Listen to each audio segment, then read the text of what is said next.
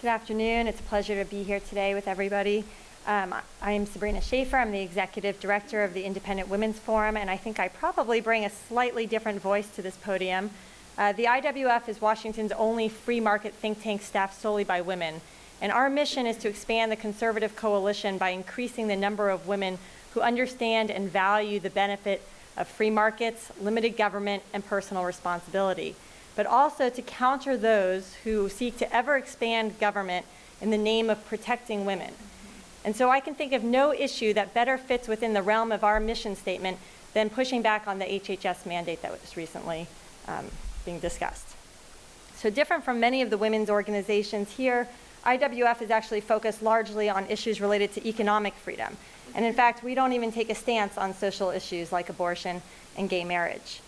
IWF does, however, believe strongly in individual liberties, and we think that they are essential to a free society, and that's why we have come out adamantly in opposition to the HHS mandate. Unfortunately, when it comes to this debate, it appears that the two sides on the left and the right are sort of talking past one another.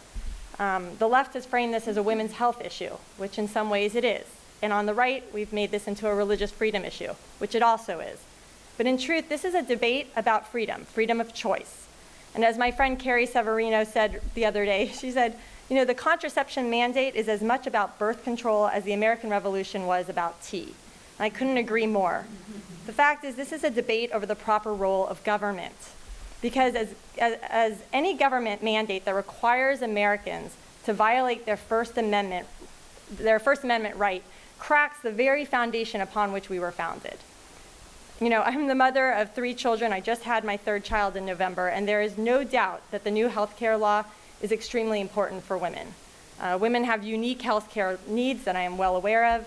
They make the majority of the decisions pertaining to their families' health care needs, and we may go so far as to say that women have the most at stake in preserving the high-quality medical treatment that is centered on individual patient choice. But a successful healthcare system is one that allows the greatest freedom of choice. And as this particular mandate demonstrates, a one-size-fits-all healthcare system eliminates this freedom.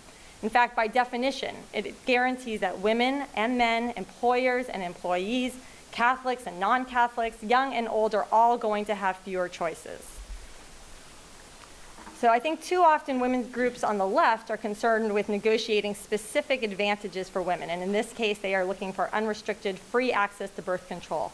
But they fail to think about the bigger picture. What does this mean for our economy, and more importantly, what does this mean for freedom?